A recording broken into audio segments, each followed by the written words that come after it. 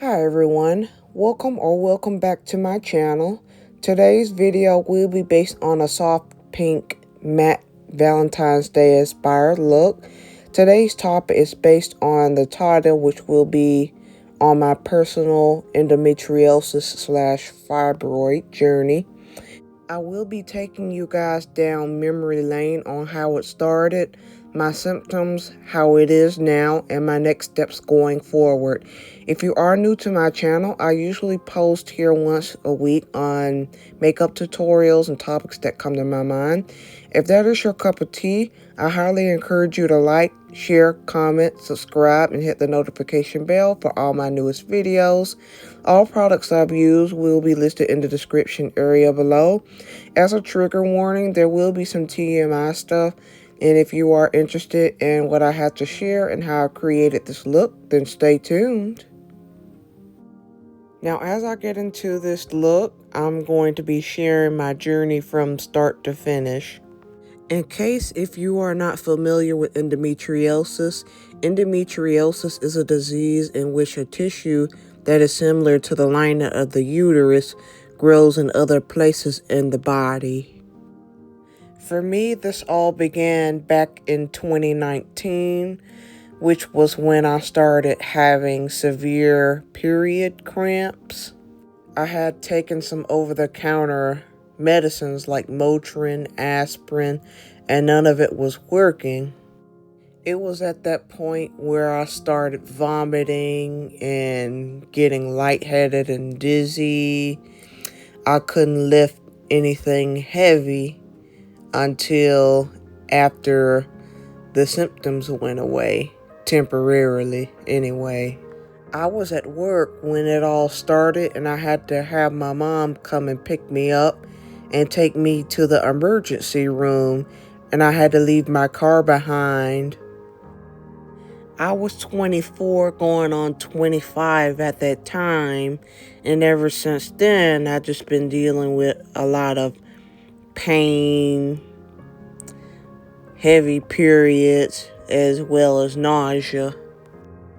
Before I had went to the emergency room, I had went to the nearest clinic, and they had gave me a shot called Toradol, which is a injection painkiller, and that didn't really work either. When I got to the emergency room, I had to wait at least 2 hours to get seen, and on top of that, I had to have a urine test, blood sample, pelvic exam, MRI done, and then it turned out I had a fibroid that's 5 centimeters in one spot. So they gave me an IV, they sent me home with pain medication, as well as a referral to the local OBGYN. I went to several OBGYNs in my area, but most of them recommended birth control options as well as pain medications, which also didn't work for me either. One of the gynecologists that I had visited recommended the Assissa, which is an ablation procedure on where they would shrink fibroids. So back in December of 2020, I went ahead and had the ablation done. My navel was cut open, and then there was a camera inserted inside of it. And then as they were doing it, they had found endometriosis. When the surgeons found endometriosis, they had cut it out and did a biopsy on it. So after the ablation was done, I was sent home the very same day. At that time, I was clueless as to what endometriosis was, so over time, I did my research. I had no clue that I had endometriosis until after I had the ablation done. Endometriosis affects approximately 1 in 10 women worldwide, and I happen to be one of those women.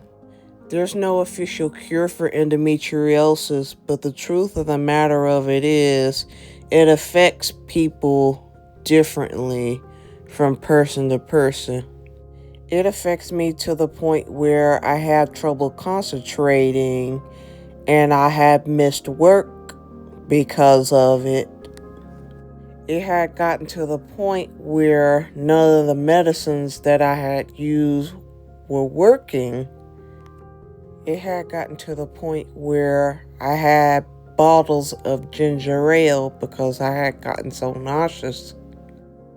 It had gotten to the point where my periods were so heavy that they come out in clots. Whenever I had days off, I'm mostly in bed for days at a time because of the pain and the discomfort. A while after I had my ablation done, my periods were a lot lighter and it only lasted for 3 to 4 days. Unfortunately, that relief was short-lived.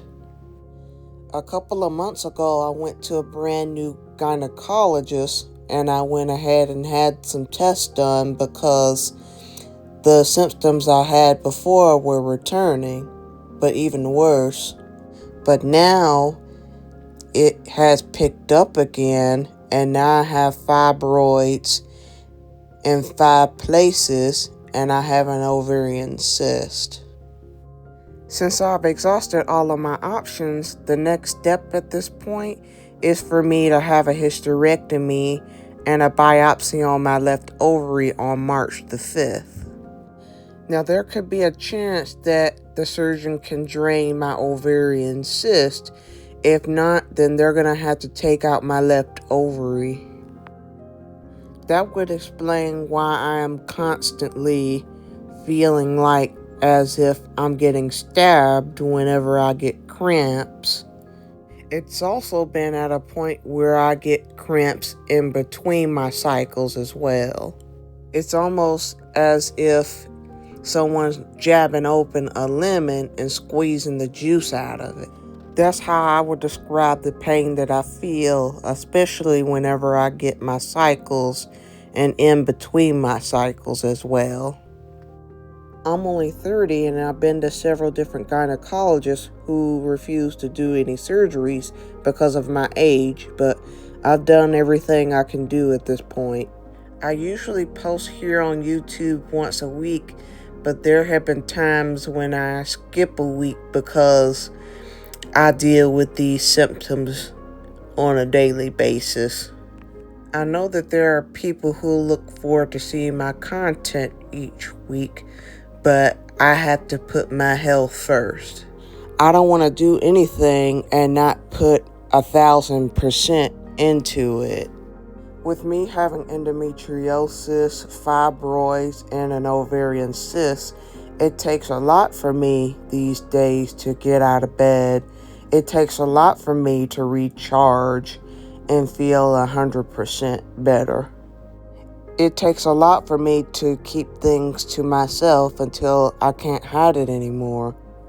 I read a lot of reviews and hear stories about people who have the same condition, and it helps me prepare for what's to come for the upcoming surgery that I will be having. Whenever I hear stories about people going through the same condition, it makes me feel like I'm not alone. It gives me hope and inspiration. It helped me build up the confidence to be able to tell my own story with the same condition.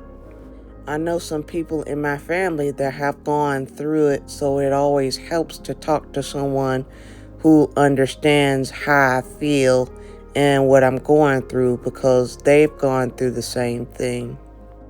My mother, my deceased grandmother, and my sister have had fibroids as well, and now I'm going through it. I've heard about some of the people who have endometriosis and fibroids are able to conceive and have kids. However, this condition is a blessing in disguise for me because I have zero desire to do that. I spent half of my 20s pushing through and managing the pain with having fibroids and endometriosis. So the last thing that I want and need is to have to put myself through more pain and suffering through childbirth. Since I don't have kids or a man, I can focus on my own health, happiness, and things that bring me the most peace. I always like to encourage people to be an advocate for their own health and well-being, but having the right doctors and the support system is always a plus. If I had advice for those who are going through the same journey that I'm going through, it would be to put yourself first, listen to your body, and stay positive. Don't be afraid to seek a second opinion if you are not getting the answers, the support, and the relief that you need. Never ever feel like you have to face this alone, because you don't. When you have a support system and you have the right doctors who listen to you and take good care of you, it makes a world of difference. Well, I sure hope you guys enjoyed this video and found it inspiring. If you did, feel free to like, share, comment, subscribe, and hit the notification bell for my new videos. Until next time, take care and stay blessed, y'all.